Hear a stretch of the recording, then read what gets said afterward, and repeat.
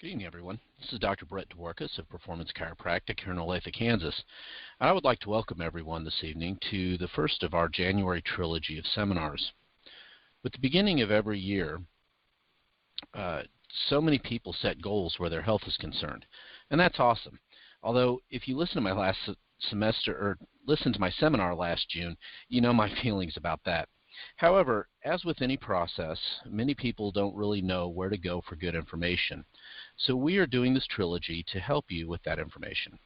Tonight's seminar, Eat, will obviously be about diet. Next Tuesday, we're going to present Move, which will be about exercise. And then the last Tuesday of the month, we will present Think, which is how to get your mind right to accomplish all of your goals this year. I hope you get some great information out of this evening's talk and that you will want to come back around to round out the information you need to reach your goals this year. So let's get to it.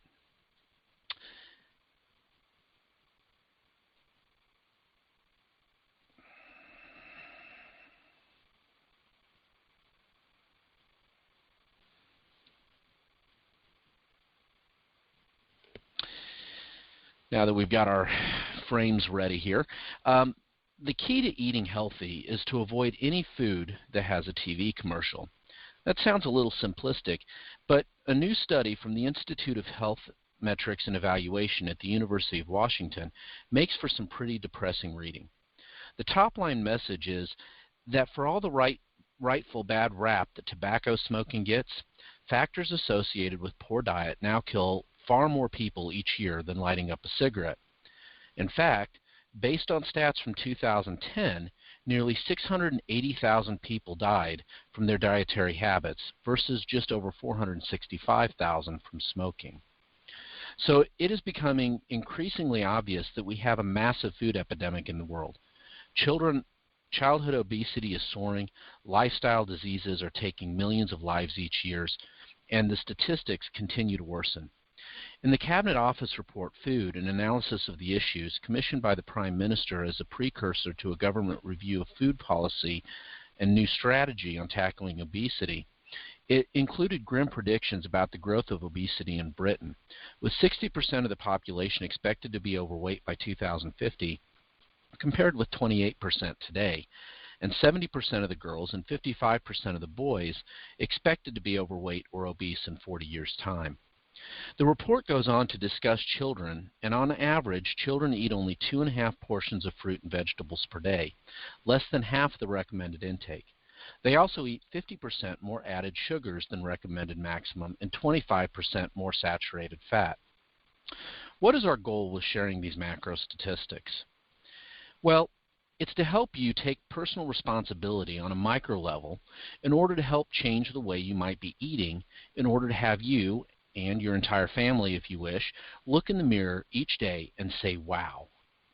But this seminar is not focused only on the material aspects of eating well or looking good, but rather it's really a strategy for you to pursue in order to live with vitality, allowing you to enjoy some of the following: abundance of energy, high levels of self-esteem, a complexion that people talk about, positive spirit and outlook, being the poster family of health in your community, and someone who can just look in the mirror and says, damn, I look good. My hope and my desire is that you take the seminar seriously and apply these strategies to your life, because the damaging effects of poor nutrition are devastating. And the last thing that I want you to have happen to you is that your life is limited by the choices you're making today. So let's dive in. Let's open our minds to new possibility and begin to eat. Now, I'm going to preface this discussion with what I feel are a few important points. In the end, any kind of permanent changes, whether it be for health, for example, high blood pressure, high triglycerides, or cholesterol, for example, weight loss, weight gain, etc., these depend on long-term lifestyle changes. We need to be aware of how we eat the foods that we eat and when we eat and what our portions are. So with this in mind, who wants to diet? Remember, diet is die with a T. Short-term diets and changes are most likely not going to last. So let's begin with the end in mind, that you're trying to make long-standing lifestyle changes that are going to benefit you. and that you enjoy as much as possible. If you don't enjoy the process, the foods that you are eating, and that you enjoy this as much as possible, if you don't enjoy the process, the foods that you are eating, and that you don't enjoy the process, then you aren't going to stay on it. And it's really quite simple. It's that simple. So truly, with rare exceptions, and I mean very rare, if weight loss is our goal, then calories out have to be greater than calories in. Now, I'm not trying to oversimplify things, but this really is the most simple explanation when it comes to weight loss and physique changes.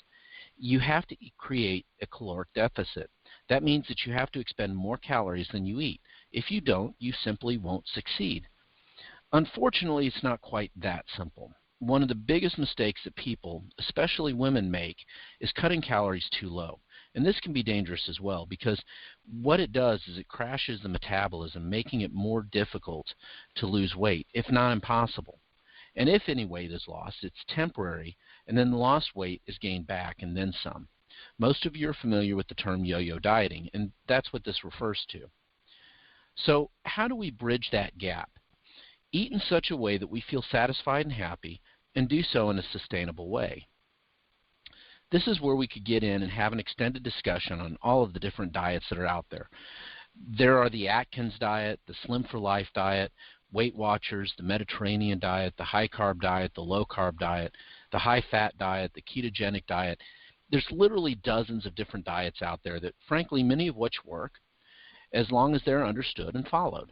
They each have different guidelines, goals, and objectives, and if they're put together with a didactic mind, they are designed in such a way that they work. But if you start throwing in bits and pieces from several different diets, they're destined to fail. So, as a quick example, if you're following the high-fat diet or the low-carb high-fat diet, LCHF, low carbs are a necessity. So if you go and you have a big meal of a bunch of spaghetti and bread, say your typical Olive Garden meal, then you're setting yourself up not only for failure, but for a big backfire. So we are going to talk primarily about a popular diet these days that I think is pretty solid. It's called the paleo diet. The reason I'm going to talk about this diet in particular is that it's so popular right now. You can find a lot of information on it, as well as cookbooks and such. Now, I don't necessarily feel like this is the best diet out there, but it's a very good one that I largely don't have a problem with. So it's great for handling health issues as well as weight issues. So let's get into it. We're going to present several strategies, and the first strategy we're going to talk about is about the paleo diet. You want to eat like a caveman or a cavewoman. During the Paleolithic period, many thousands of years ago, people ate primarily vegetables, fruits, nuts, roots, and meats, which varied a lot depending on the season and the availability. Now, based upon scientific research examining the type and quantities of foods that our hunter-gatherer ancestors ate, the foundation of the paleo diet is lean meat, including ostrich and bison, as well as organ meats such as seafood, fresh fruits, and non-starchy vegetables, which is a far cry from the standard American diet. And doesn't it sound coincidental that the abbreviation for the standard American diet is SAD, S-A-D? Today, these staples have been largely replaced with refined sugar, high fructose corn syrup, cereal, bread, potatoes, and pasteurized milk products. Most Americans eat a much narrower selection of fruits and vegetables, roots and nuts, and in lesser quantities than our caveman ancestors. A study by researchers from the University of California had out-of-shape volunteers eat a paleo diet for 2 weeks. In that time, their blood pressure levels decreased, as did their levels of cholesterol, by an average of 30 points, which the researchers compared to the type of drop you get by taking statins for 6 months. Their levels of triglycerides also improved. So are you wondering what you should and should not eat? Try this basic list for now and then stay with me, because I'm going to give you some ideas for each meal that will help. So things that are on the what to eat side include grass-produced meats, or what we call free-range meats such as chicken and beef, fish and seafood, fresh fruits and veggies, eggs, nuts and seeds, and healthy oils such as olive oil, walnut oil, flaxseed oil, macadamia, avocado, and coconut oils. The list of what not to eat would include cereal grains, legumes, including peanuts, dairy, refined sugar, potatoes, processed foods, salt, and refined vegetable oils. Now let's get specific with some ideas for meals, and please feel free to share some of your own with our clinic so that we can disperse this onto our practice as well if you choose to follow the paleo diet. Some different breakfast ideas would be to make your own granola, basically out of almond and coconut products. Primal breakfast burritos out of eggs, vegetables, meat, and avocados. How about an Italian scramble out of eggs and veggies? Or pancakes, but instead of using traditional flour, you'd use coconut flour, baking powder, protein powder, and eggs. And these can be really tasty, by the way. I have these pretty regularly. Some lunch ideas might include chicken fingers, non-fried, a taco salad or an Asian rainbow salad. Dinner ideas might be lamb chops or salmon cakes or buffalo chicken salad. For snacks, you could cut up vegetables or roasted vegetables in coconut oil, mixed nuts or paleo bars, which you can find commercially, or you can make your own. And some dessert ideas would include ice cream, which can be paleo-friendly, cookies, also paleo-friendly, and paleo bars. We talked about those a minute ago. Now, we've gone over a lot of ideas, and again, if you will email or call us, we can send you a list of links to these recipes on the internet, or you can Google them on your own. You'd be truly surprised to see the amount of variety that you can include in this diet. Now, the next strategy is to never be hungry and never be full. There are many opinions on this concept and studies that proven the importance of small meals throughout the day versus large meals, and other reports which refute it. So this is my opinion and something that I personally employ, and a strategy that has helped hundreds of people over the years. Eating on a regular basis so that you're never hungry and never full will keep you and your metabolism consistent. It'll prevent you from overeating as long as you maintain strong portion control, and it's going to help keep your energy levels high. Research analysts from the Academy of Nutrition and Dietetics have synthesized years of research on adult weight management to form nutritional guidelines. One topic that they've analyzed is the effect of regular meals and snack patterns on weight loss. Several studies show that eating 4 to 5 times a day in meals or snacks is associated with reduced or no obesity risk.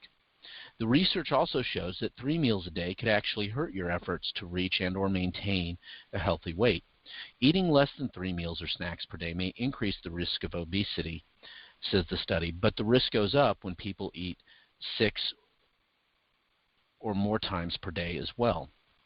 So though there are some studies out there which seem to kind of contradict what I just said, we've seen spectacular results from the people who we work with, as well as myself. Those of you who know that I'm a competitive bodybuilder, have been in the past, and those who consume 5 or 6 meals a day seem to do the best. And it doesn't have to be difficult. One simple thing you can do is to create 3 meals for yourself, and then simply break each meal in half so that you now have 6 meals, and you just eat them more frequently throughout the day. The next strategy is to drink only one liquid only. And you may have already guessed that, but it's water. Now, I know people often say that they don't like water, but it's time to get over it. You need to focus on the health benefits of this liquid. Dr. Joseph Mercola, a leading researcher and educator on nutrition, says, "Many fail to realize how crucial an issue this is. It is my strong belief that the single most powerful intervention the majority of Americans can make with their physical health would be to stop drinking all sodas and juices and replace them with the health-promoting pure water. This is such an important issue due to the fact that nearly 75% of the U.S. is overweight, and the number one source of calories is sugar from soda. Needless to say, diet sodas are even worse. Of course, water is essential for your survival. Every day, your body loses water through urine and sweat as well as breathing, and this fluid needs to be replenished. For while you can survive for months without food, without water, you wouldn't last more than a few days. If you get the fluid and water replacement issue right, then you will have made one of the most important and powerful steps that you can in taking control of your health.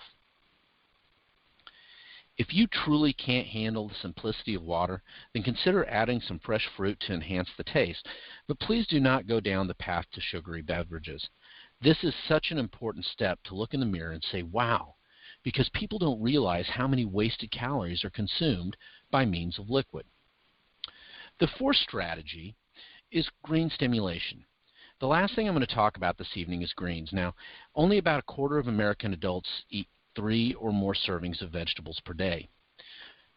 When you think about the general recommendations of 5 to 9 servings per day, that's bad enough. But when the research is now showing tremendous benefits at 12 to 15 servings per day, it's just downright pitiful. If you are in the majority who does not, you're missing out on major health benefits, as consuming fresh vegetables is one of the key cornerstones to optimal health. Another benefit to eating your vegetables is that most vegetables aren't very calorie dense. As a result, they can make up a large bulk of your diet by volume. So if you're hungry, reach for some vegetables. You can eat nearly as much as you want, and you're not going to ruin your diet. Just as an FYI, this is a trick that I used to use when I competed. I would literally eat 3 to 4 bags of frozen vegetables per day.